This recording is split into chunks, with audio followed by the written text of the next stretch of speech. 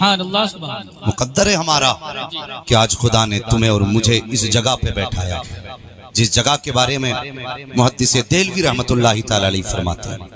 मैं सारे रिवायात और इबारात का निचोड़ बयान कर रहा हूँ।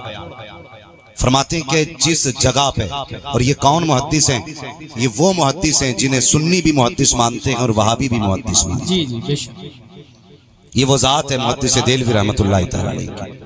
आप फरमाते हैं जिस बस्ती में हुजूर की विलादत का तज़किरा होता है, 1 साल तक अल्लाह उस बस्ती पे अपने करम की बारिशें फरमाया। सुभान अल्लाह सुभान।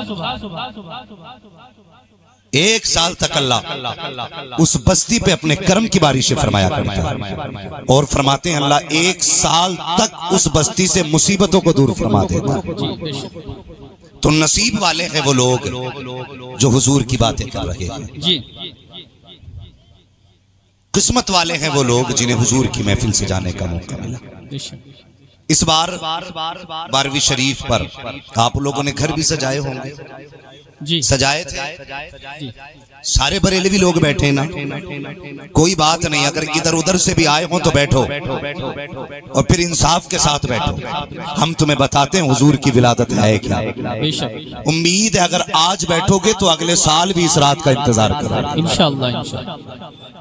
हाँ, तो मैं कभी ये नहीं कहता कि साहब वो उठ के भाग जाए और वो आके बैठ जाए। मेरी सोच ये, अगर वो आएंगे नहीं तो सीखेंगे कैसे? समझौता किसी से नहीं है, दोस्ती भी किसी से नहीं। बैठो और ये इनाद की ऐनक हटाओ, इंसाफ का चश्मा लगा, फिर देख बरेली वाले हुजूर की बातें कैसे करते हैं। ये ताने हमें दिए जाते हैं कि ये बरेलवी सिर्फ गाली बकते। हम कहते हैं तुझसे किसने कह दिया हम गाली बकते? हमें तो हुजूर की नात से फुर्सत ही नहीं मिली। गाली तो बाद में बकेंगे जिसे फुर्सत हो।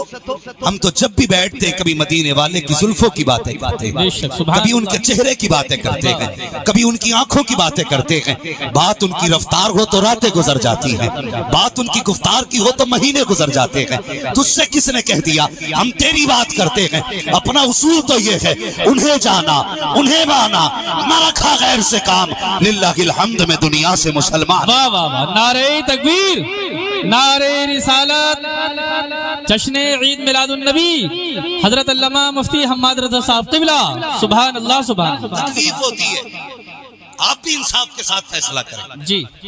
हमारी किसी ने मेंढ नहीं काटी है, हमारा किसी ने खेत नहीं जोता है, ना किसी ने बैंक से पैसा निकाला है। साथी झगड़ा नहीं है, झगड़ा सिर्फ इस बात का है अगर तुम भी हुजूर वाले हो तो फिर हुजूर के आने पे खुशी क्यों नहीं मनाते जी। खुद फैसला करें। आज वो दौर नहीं रह गया अंगूठे का, आज सारे पढ़े लिखे लोग हैं। अगर आज बात करो, अगर किसी से कहो क्या हाल है, अगर वो ऐसा कह दे तो लोग कहते हैं ये अभी भी 40 साल पीछे। लेकिन अब हर जगह स्कूल हैं, कॉलेज हैं, तालीम का दौर है। अब तो पढ़े लिखे लोग हैं, खुद फैसला करें। मैं नहीं कहता आपसे बरेलवी रहिए या वहाबी होना, मैं कहता हूं इंसाफ के साथ बैठे, जो सही लगे वो आप हो जाए। लेकिन हो ना दुरंगी छोड़ दे एक रंग हो जा, सरासर मोम हो जा या फिर संग हो जा। ये भी तकलीफ है हमारे कि हमारी कौम 11वीं भी बराबर खाएगी, 12वीं भी बराबर खाएगी, और जाकर के न लड़के के वलीमे में उधर भी दावत मार देते। दावतें दोनों तरफ है, न ये छूटे न वो छूटे। मगर याद रखना 2 कश्तियों का सवार कभी किनारे नहीं पहुंचा। एक कश्ती पे सवार होना पड़ेगा, या तो बरेली वाली कश्ती पे बैठना पड़ेगा जी, या फिर थाना भवन वाली कश्ती पे हो जाए। अपना तो साफ मसला है। तभी मैंने कहा कि दुरंगी छोड़ दे एक रंग हो जाए। तकलीफ होती है। आप ईसाई से बात करें, कोई भी बिरादरी का ईसाई हो, हजरत ईसा की तारीफ करता मिला जी।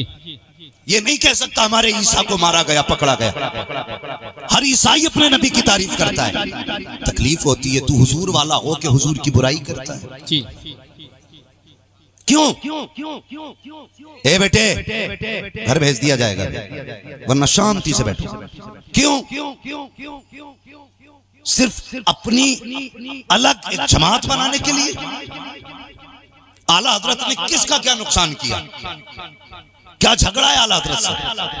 आला हजरत ने सिर्फ इतना किया कि इनके चेहरों से नकाब उतारे, और जब इन्होंने नबी को जाहिल कहा माज़अल्लाह, तो मेरे इमाम ने कहा था और कोई गैब क्या तुमसे निहा हो भला, जब ना खुदा की छुपा तुम पे करोड़ों। सुभान अल्लाह, सुभान। कौन सी गाली आला हजरत ने दी? जब इन्होंने कहा नबी किसी को कुछ नहीं दे सकते, तब इमाम ने कहा था मंगतों के हाथ उठते की दाता के देन थी, दूरी कबूल अर्ज में बस हाथ भर की है। कौन सी गाली आला हजरत ने दी? और जब इनके बुरे अकीदों को देखा आला हजरत ने, तब कहा था गलत रास्ते पे जा रहे हो, जन्नत में जाना चाहते हो, आओ मुस्तफा की चौखट पे आ जाओ और इतना कह दो मैं मुजरिम हुआ का, मुझे साथ ले लो कि रास्ते में है जा बचा थाने। सुभान अल्लाह। नारे तकबीर, नारे रिसालत, जश्ने आमदे रसूल कॉन्फ्रेंस, हजरत अल्लामा मुफ्ती हम्माद रज़ा साहिब क़िबला। सुभान अल्लाह, सुभान अल्लाह। कोई उम्मती अपने नबी की बुराई नहीं करता जी, लेकिन ये लोग करते हैं। क्या फिर कह दिया आला हज़रत ने? यही तो कहा और तुम पर मेरे आका की इनायत न सही। नजदियों कलमा पढ़ाने का भी एहसान गया जी, बेशक। वो भाई कलमा दिया है हुजूर ने, कुछ नहीं मानते तो इतने ही मान लो। अगर सबूत की बात आती है, कई सारी बातें जी कोई सबूत नहीं मिलता। मैंने कहा आप सल्तनत उस्मानिया की तारीख पढ़ डाली। हाँ, सदियों हुकूमत करने वाली कौम ये जुलूस निकाला करती थी, और जुलूस इनका गलियों में नहीं, इनका जुलूस तुर्की से चल के मुस्तफा के गुंबद खजरा तक जाया करता। सुभान अल्लाह, सुभान अल्लाह, माशाअल्लाह। हाँ, आज जुलूसों पे पाबंदी। मुझे बताओ, लोग हमें कहते हैं ये बरेली है, अगर बरेली से ऊपर चल के बात करें तब तो मानी जाएगी ना, तब तो मानी जाएगी। हजरत आदम अलैहिस्सलाम पैदा हुए, आपके विसाल के वक्त आपने अपने बेटे हजरत शीश को बुलाया, फरमाने लगे शीश जी बाबा का मैं दुनिया से जा रहा हूं, लेकिन एक बात याद रखना जी। कहने लगे अगर कोई परेशानी आ जाए ना तो मोहम्मद का वसीला देके दुआएं मांग लेना। बेशक, सुभान अल्लाह, सुभान।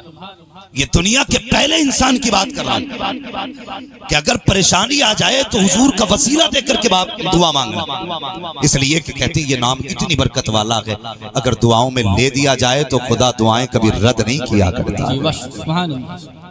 ये मिलाद नहीं तो क्या करते हैं हम मिलाद वाले थे? हुजूर की बातें तो करते हैं, फिर हुजूर की बातें करना शिर्क कैसे हुआ, बिदअत कैसे हुआ? और यार तकलीफ होती है, तकलीफ होती है। ये कौम है हमारी, लोगों ने आज जो हालात है ना, हमारी कौम की आंखें नहीं खुल रही हैं, अभी आंखें नहीं खुल रही हैं। इत्तेहाद इत्तेहाद के गाने गा रहे हैं, हम कहते हैं कसम खुदा की हम सबसे पहले सीने से लगाएंगे। बस अपने बुरे अकीदों से तौबा करो, अपने बातिल अकीदों से तौबा कर लो। अगर तुम नहीं आ सकते हम चल के आएंगे सीने से लगा, लेकिन हम जानते हैं न खंजर उठेगा न तलवार तुमसे, ये बाजू मेरे आजमाए हुए। सिर्फ कौम को धोखा देने वाली बातें नहीं। नौजवानों हुजूर से प्यार करो, हुजूर का इश्क असले ईमान है, हुजूर की मोहब्बत असले ईमान है। आज मिलाद मनाना शिर्क बिदअत। शाह वलीउल्लाह मुहद्दिस देलवी फरमाते मैं हर 12 तारीख को हुजूर के नाम का लंगर करता था। आज करते हैं ना सुन्नी लंगर, करते हैं कि नहीं?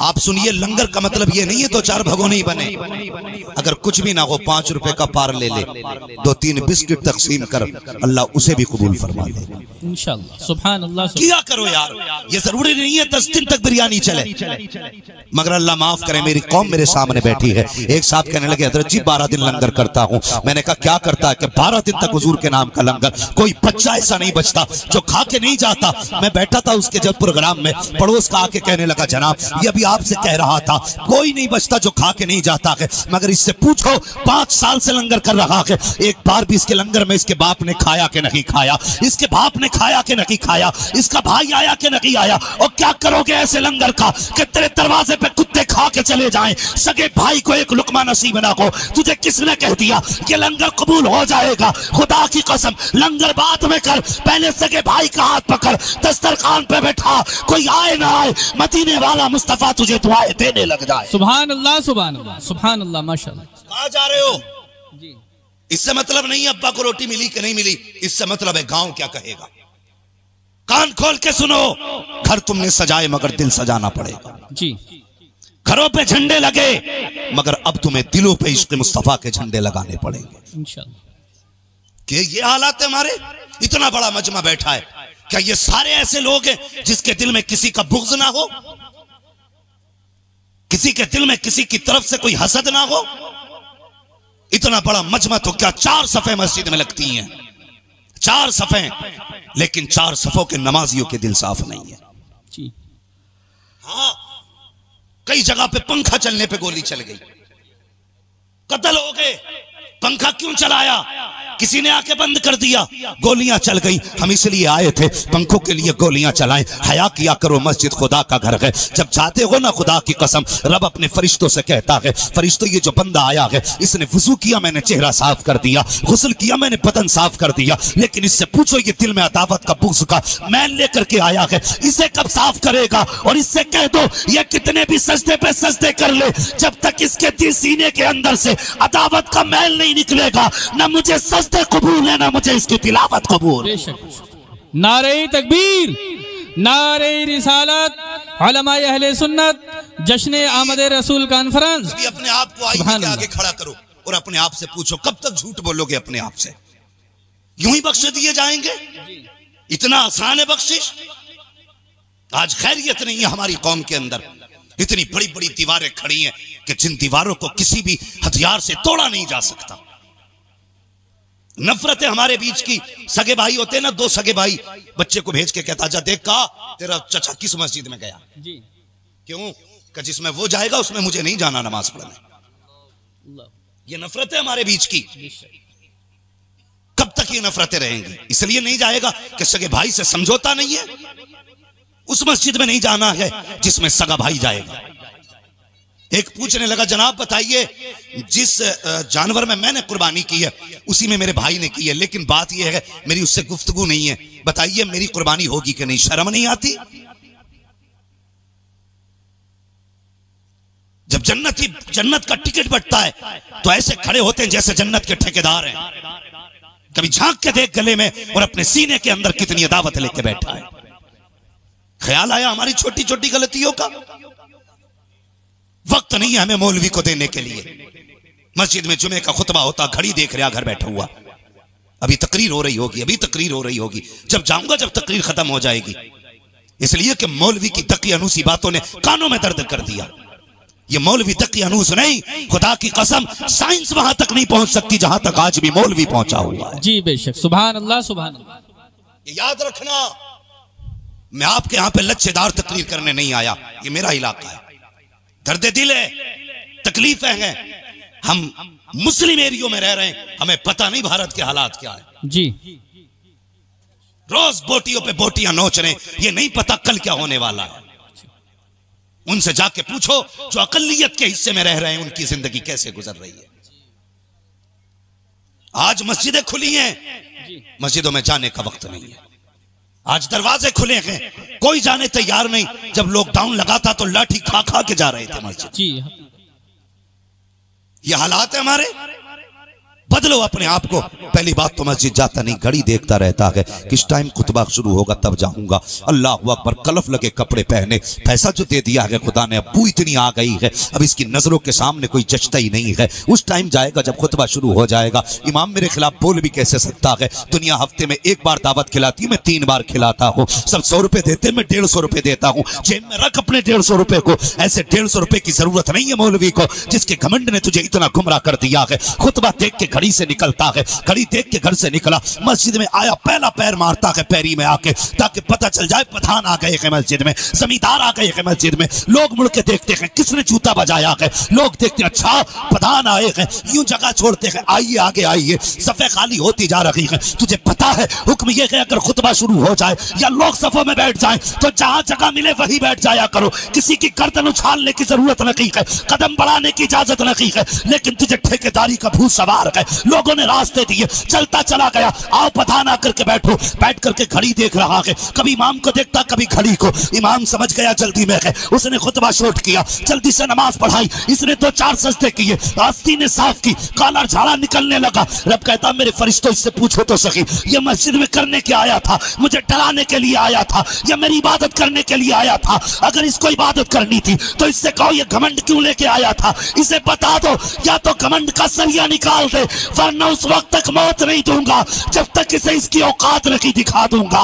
मैं यही तो कहता हूँ, मस्जिद में आया करो तो बाप की जागीर समझ के नहीं, खुदा का घर समझ के आया करो। और मस्जिद की हकीकत तो ये है, एक ही सफ में खड़े हो गए, महमूद आयाज, ना कोई बंदा रहा ना कोई बंदा रहा। नारे तकबीर, नारे रिसालत, अहमद रसूल कॉन्फ्रेंस, हजरत अल्लामा मुफ्ती हम्माद रजा साहब क़िबला।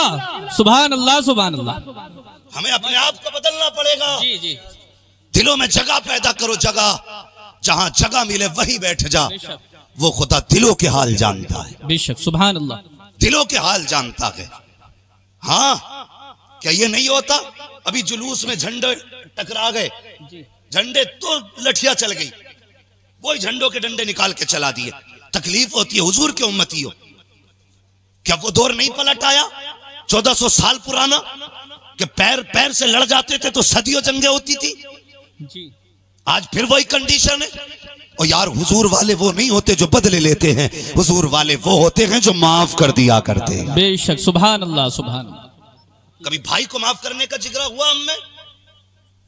मौलवी कहते हैं जा बाप से माफी मांग ले, कि नहीं जी अब्बा तो माफी नहीं करते, मेरे अब्बा को तुम नहीं जानते, बड़े टेढ़े मेरे अब्बा। और शर्म कर, शर्म, बाप को टेढ़ा कह रहा है। कसम खुदा की बाप बाप होता, कितना भी पत्थर दिल बाप है।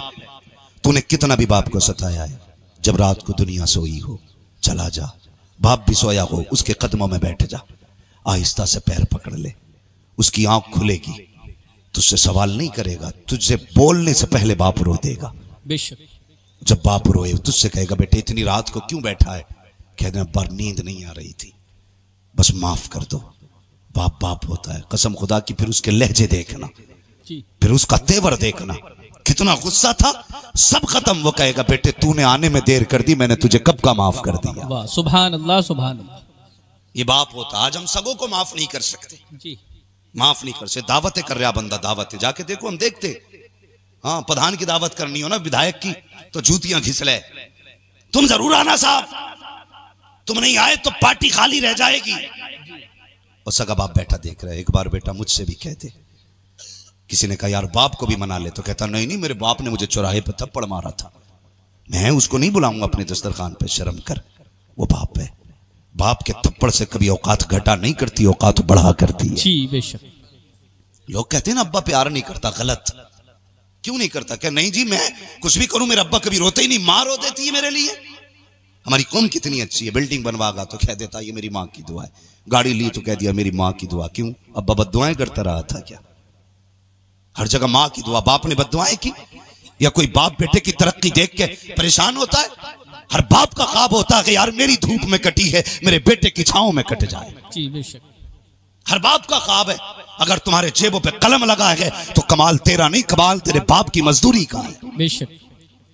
अगर बाप ने मजदूरी ना की होती, आज तेरी जेब पे कलम नहीं लगा होता, आज तेरे बदन पे ये प्रेस के कपड़े नहीं होते। इन्हें पहन के आज बाप से रिश्ता तोड़ दिया। मिलाद वाले मुस्तफा के चाहने वाले हो, मिलाद वाले मुस्तफा के चाहने वाले हो, और मुस्तफा जाने रहमत से मोहब्बत करने वाले हो। हम मिलाद वाले लोगों ने क्या किया?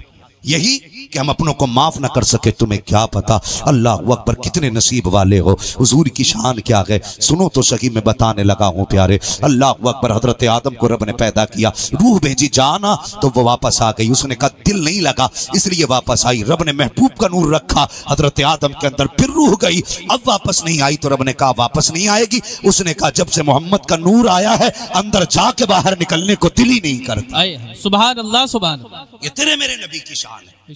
पहली बात तो रूह जाने तैयार नहीं, और जब हुजूर का नूर रखा गया तो रूह वापस आने बाहर आने तैयार नहीं। हजरत आदम की पुश्त में हुजूर का नूर, तो फरिश्ते पीछे पीछे हाथ बांध के, फिर वो नूर रखा पेशानी में, फरिश्ते आगे आगे। हजरत आदम कहने लगे या अल्लाह, कुछ दिन फरिश्ते पीछे थे हाथ बांध के, अब आगे आगे। रब ने फरमाया कमाल तेरा नहीं है, कमाल मेरे महबूब का है। कहा क्या मतलब? मका मतलब यह है कि जब पुश्त में नूर था तो फरिश्ते पीछे खड़े होकर नूर मोहम्मद देखते थे, जब पेशानी में आया तो फरिश्ते पेशानी में नूर मोहम्मद देखने आगे आ गए। कहा ये कमाल तुम्हारा नहीं, कमाल मेरे महबूब का है। मैं कहता हूं इनकी जबानों को फालिज नहीं होता जो कहते